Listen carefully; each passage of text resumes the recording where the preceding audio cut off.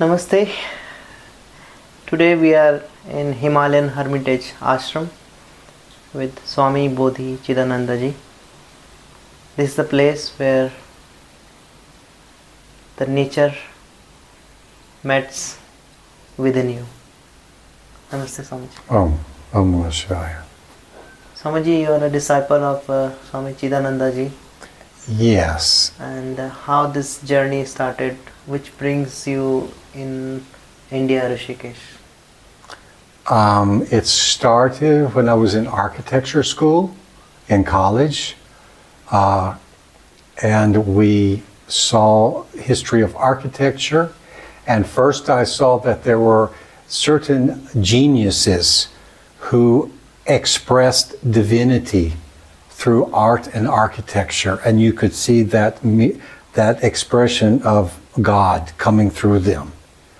And also I heard in music at that time that there were certain genius musicians who had touched that, and you could experience a higher consciousness or God through that. And I realized that okay, well, architecture is really wonderful, I love it, and all these other things are wonderful, but my life is for God. So I left everything. I just walked away from everything, begging my food, living under trees for some years. Eventually, actually my first teacher was Baha'i. He was from Germany, but he brought me to the Baha'i faith. He had studied Gurdjieff and many of the Western mystics. And from him, I finally, after some years, I ended up at the ashrams of Paramahamsa Yogananda. I was living in my van in San Diego, California, and I used to go to Balboa Park in San Diego to do my yoga. And I had already started meditating a little bit, but mainly I was doing yoga. And so one day I prayed to God. I said, I've heard that Hatha yoga is not true yoga. Please teach me true yoga. So within a few days, I found myself on the doorstep of the ashrams of Paramahamsa Yogananda Self-Realization Fellowship in California. And I went to the head monk and I said, I think I'm supposed to live here. He said, well, you can't live here, but maybe I'll give you a job here in construction department. He did. And eventually I got initiated into Kriya Yoga, and then I became a monk. But one day I saw a photo of Swami Chidananda, the successor of Swami Sivananda, and I recognized him. And it became apparent to the head, Sri Dayamata, who was the successor of Yogananda, that I had been with Swami Chidananda in my past life. So she said, I need to leave and go to India and meet Swamiji. And that's how I joined Sivananda Ashram in 1991. And I served Swami Chidananda as one of his personal attendants. And I stayed there for 13 years. But I wanted to live eco-friendly. I felt that these big institution ashrams were not leading the way in expressing nonviolence, ahimsa. We should be living, our ashrams should be living ahimsa, and showing people how to live nonviolently with the planet and with other beings. So that's how I finally came to start living in the forest. My ashram here is right here is the Tiger Reserve, Rajaji Tiger Park. And I have animals coming here all the time. I live alone in the forest.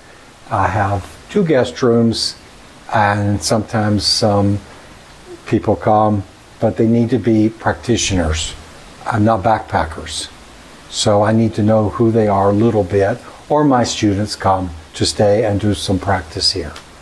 So beyond that, what would you like to know?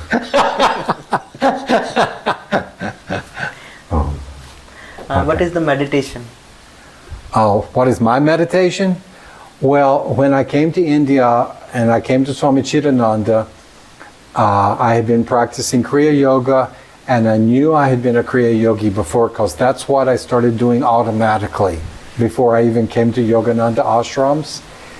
And so when I came to India, I did not want to take japa initiation into mantra. I wanted to practice Kriya Yoga. I told Swami Chidananda that. He had no problem. He loved Yogananda, and he loved Sri Dayamata, the successor. So Swamiji sent me to Swami Gyanananda Giri. I don't know if you've ever heard of him. He was a Swiss Swami. He walked to India in 1952. He walked from Switzerland in 1952 after reading Autobiography of a Yogi. He joined Yogananda's ashrams in Bengal, and eventually he retired to the Himalayas after 12 years. And he was living down from Mussoorie and later in Dehradun. And so I used to go to him for guidance in Kriya Yoga, and then he told me to give Kriya Yoga to others also. So I'm authorized in the lineage of Yogananda to initiate people into Kriya Yoga. I don't initiate into japa unless somebody really, really wants it, because I am from Swami Chidananda, so I can, but I don't practice that. I only practice nirguna mantras, like Hamsa. That's part of Kriya Yoga. So that is the practice I do, and that is like I teach seminars in Europe, and when people invite me somewhere to give a teaching, and my best teaching is in the Kriya Yoga line. That's my favorite. That's what I love. That's not what I know how to teach the best. So. And what the difference you found in the spirituality learning from the Indian student and the spirituality learned by the Western student? Well, the main thing I would say is, first of all, traditionally the Indians have had a very harmonious family life growing up. So they don't have a lot of shadows in the unconscious. It's not as strong. Yeah. Westerners have had much more disjointed social structure. So they have issues a lot of times that need to be dealt with. Another thing is that in India, traditionally, the culture has been a spiritual culture, not just a religious culture, but a spiritual culture, both. So this is part of the osmosis of the unconscious, the collective unconscious, as Carl Jung would say, you know. So it's easier, they have the basic foundation already. So it's easy to talk to them about spirituality, whether or not they're going to practice it as much, but I think when you have the shadows and you practice, it might take more effort. Where if you really practice and you've got this cultural upbringing, a lot of times it can be easier in a sense. You know, you can go a little bit more directly. Of course, India is changing. It's changed a lot since I've been here since 1991. It's changed tremendously. So, but that still is there. I don't think that it's just like Rishikesh. You know, when I was saying earlier, when I came to Rishikesh originally, there was one hotel. Now you say there's 800 hotels. You know, but I will still say that Rishikesh is a very holy place, because for thousands of years, yogis have been coming there doing sadhana. So it's still there, even though there's this pollution and the rickshaws and and the salesmen and all these hotels and everything. But it's still there. Scratch the surface and you'll find it. And what is the Ganga for you? Oh.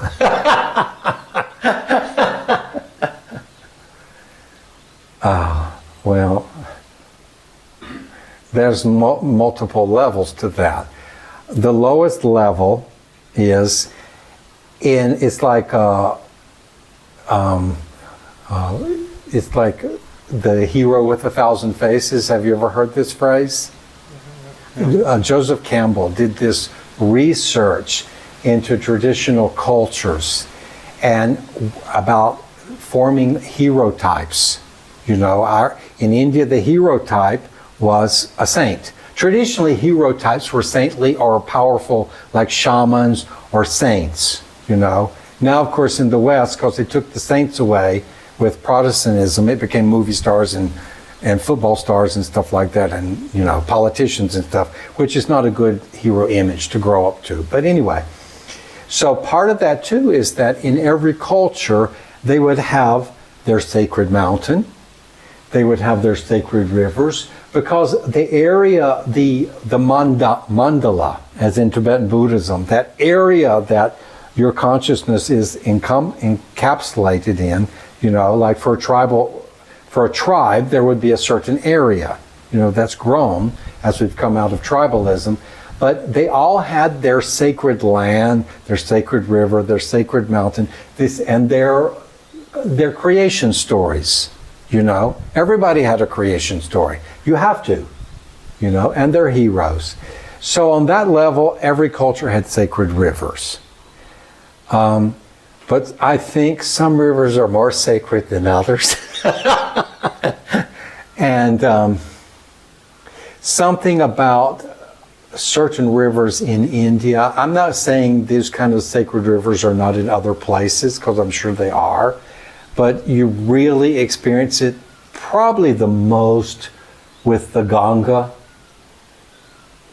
the Narmada, you know, and the Yamuna. You know, those, I don't know about Brahmaputra, I've never seen it, but those three rivers especially, I can't say about the Saraswati because maybe it's in Badrinath, I'm not sure. But those rivers have a real power. And Mother Ganga has probably the most power. And even science has proven that the Ganga has at least the ability to purify itself, whether it's minerals coming from the glaciers in the Himalayas or whatever it is, we don't know. But, well, I mean, we do know because Mother Ganga is a sacred river. So rivers traditionally are the pranic lines in Mother Earth. So in India, we have Mount Kailash, which was supposed to be the Sahasrara chakra of the earth. And then we had 5 rivers coming from Mount Kailash, but 3 main ones coming into India. The Ganga, Yamuna, and Saraswati. So those are the Ida, Pingala, and Sushumna of the earth. So that's why I think, I can't remember, I think Ganga is actually the Ida, I think. Yamuna is the Pingala, and I think Saraswati was the Sushumna. I'm not sure, but I think it was that way. So those rivers are very powerful pranic currents. And if you bathe in them, like if the tradition in India is you bathe in the Ganga and all your sins are washed away, but they're hanging in the trees, waiting to jump back on you when you get out of Mother Ganga. So it's not quite that easy, but it helps a lot. You know, just like having the darshan of a saint. There's many ways to have a darshan of a saint. Even if a saint looks at you, it can be darshan. You know, or thinking of a saint can be a darshan. You know, so that helps to uplift you in a certain way and remove some of your karmas and give you a glimpse of your own true nature or the nature of Brahman.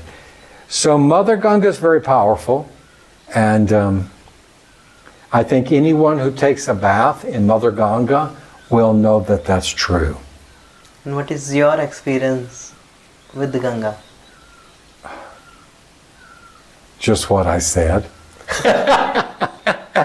But, you know, the thing about Kriya Yoga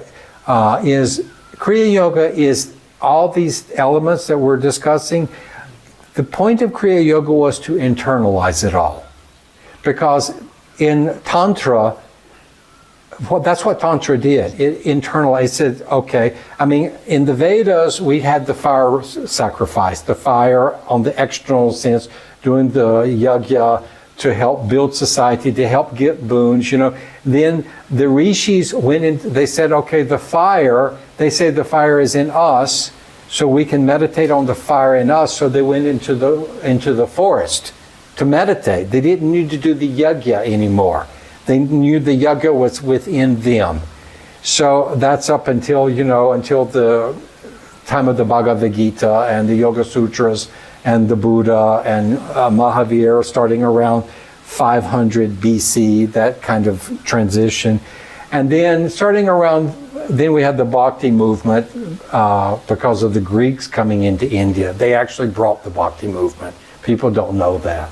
That's how we got the Murtis, because the Greeks became Buddhist, and then they wanted to have an image. They were used to having Greek idols, so they were in Afghanistan, the Greeks, and they started making the first images of Buddha. If you see the first images, they're Greek style, you know. And then that came into India, and we started this whole Bhakti movement, creating the images and the temples. That's because in the Vedic period, there weren't really temples. There was the yajna. Yes, absolutely. You know. So anyway, then after that came the tantras, because they said, okay, if that fire's there, then this is the temple. So they started mapping the whole temple and saying everything we need is right here. And then they went into the nadis, the whole pranic system, you know, and then that, I mean, Patanjali went into the mind because of the Buddha, really. He got influenced by Buddhism. So we had this whole science, both of the mind and of the whole pranic system. And Kriya Yoga is one of the main approaches that says you can be of any religion and practice this. And you can be a follower of Jesus, you can be a follower of Ram, Shiva, whoever. It doesn't matter. You need devotion, or you could just follow your guru, you know, do guru yoga. But because everything you need is right here, the whole pranic system, your heart, focusing in devotion, all of your emotional desires through meditation, concentrating the mind, and then bringing more prana up using Kriya Yoga to awaken the higher centers and burning out the karmas. So everything we need is internalized. That's why I love Kriya Yoga so much, because it's more of a science. It doesn't leave religion. Religion is the vehicle that brings us to the interior. A lot of people want to get rid of religion. No, religion is very valuable. All religions are valuable. Because for those who haven't learned to internalize the practice, they need it on the external form. That's why we do rituals also. You know, our body is involved, you know, to help focus our mind. And gradually we go in, we learn how to focus it within. And we find, that's why I like Yogananda's Bhagavad Gita and Lahiri Mahasay's Bhagavad Gita. They map out all of the characters in the Bhagavad Gita in you, in your own mind, what they are representing in you. Oh, is that the end of it? Yeah, for today. All right, so my name is Swami Bhodi Chidananda, and if somebody who wants to practice, not take a backpacking, see what's the cheapest place you can possibly find. I'm not, you know, I mean, we take donations. I don't charge, but we do take donations for people staying here. They can ask me questions. They can practice. You know, I can help them with their practice some. I'm not giving like a seminar kind of thing here, but I can help people, and they can give whatever donation they feel inspired to give if they stay here. If you are a Swami, you don't charge. If you charge, you're a businessman. If you're in a white cloth and you charge, that's okay. You didn't renounce worldly desires fully. You know, you have obligations. But a Swami cannot charge. I'm sorry to tell you that. We live by charity. Yes, Swamiji, right. People can do business and all, but Swamiji is all only for the spiritual path. Only. But in giving for the spiritual knowledge, which the Swami should have some knowledge to give, it's the duty of the householder, who's not the Swami, to support the Swamis. And that's been lost in large measure. And, you know, that's actually, the tradition says that there are 3 ways to support the Dharma. Renounce the world and become a Swami. Do service to an organization, or to a Swami, or to some spiritual organization. That's the second one.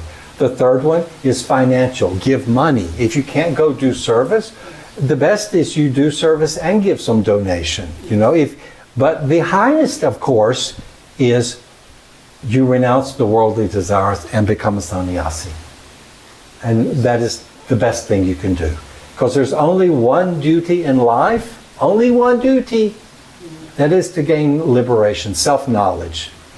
You'll say so many duties. There are other duties, but they're self-created. Once you create them, you have to fulfill them. Anyway. I don't know. Hariom.